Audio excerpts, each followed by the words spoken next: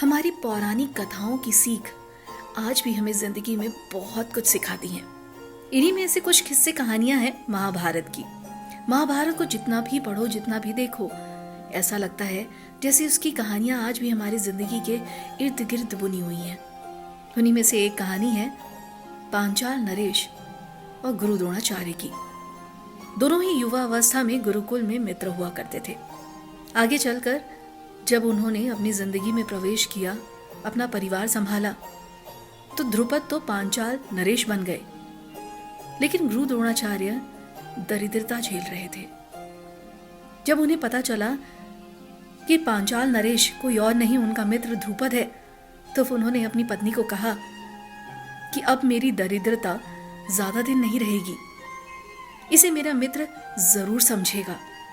मैं अभी अपने मित्र के पास जाता हूं। अब तुम्हें अपने पुत्र को आटे का घोल दूध समझ के नहीं पिलाना पड़ेगा। और वो पांचाल नरेश के पास पहुंच गए। उन्होंने कहा, मित्र ध्रुपद, तुमने मुझे पहचाना? मैं गुरुकुल का तुम्हारा मित्र। मैं आज दरिद्रता का शिकार हूं। तुमसे सिर्फ 2 गाय चाहिए ताकि मैं अपने पुत्र का पालन पोषण कर सकूं। तब महाराज ध्रुपद ने गुरु द्रोणाचार्य की भरी सभा में बहुत बेइज्जती की और कहा कि आज मैं पांचाल नरेश हूं, तो हर कोई मुझसे मित्रता करना चाहता है। तब गुरु द्रोणाचार्य ने कहा, जब तुम गुरुकुल में शिक्षा ले रहे थे तो मैंने तुम्हारी कितनी मदद की, तब तो मैं तुम्हारा मित्र था। उसने कहा, तुम मेरे मित्र नहीं थे, तुम मेरे सहपाठी थे।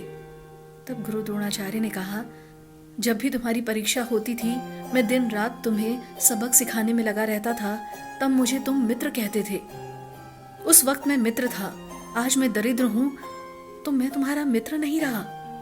तो ध्रुपद ने कहा, तुम ब्राह्मण हो, भिक्षा मांगने आए हो, तो 2 गांव तुम्हें दान कर सकता हूं, जाओ ले जाओ।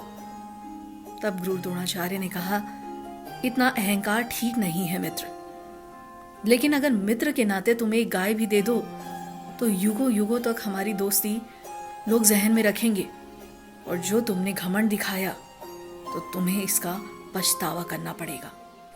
उस वक्त महाराज ध्रुपद ने गुरु द्रोणाचार्य की नहीं सुनी और उन्हें बेइज्जती करके अपने राज्य से बाहर कर दिया। उसके बाद गुरु द्रोणाचार्य ने पूरी जिंदगी ऐसे शिष्यों को ढूंढने में लगा दिया जिन्हें प्रशिक्षित कर वो अपने अपमान का बदला ले सके। इसलिए उन्होंने आगे चलकर पांडवों और कौरवों को प्रशिक्षित किया और अपनी सेना तैयार की। हर गुरु दक्षिणा में उनसे सिर्फ महाराज ध्रुपद का शीश मांगा।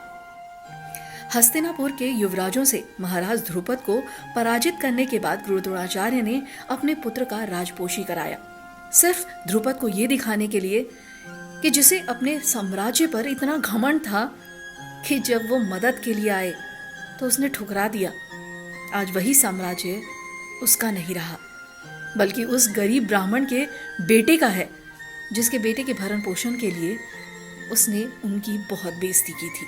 यानी पूरी घटना का सार बस इतना है, आपके साथ जो जैसा करे, आपको भी वैसा ही करना चाहिए। ये दुनिया की रीत है।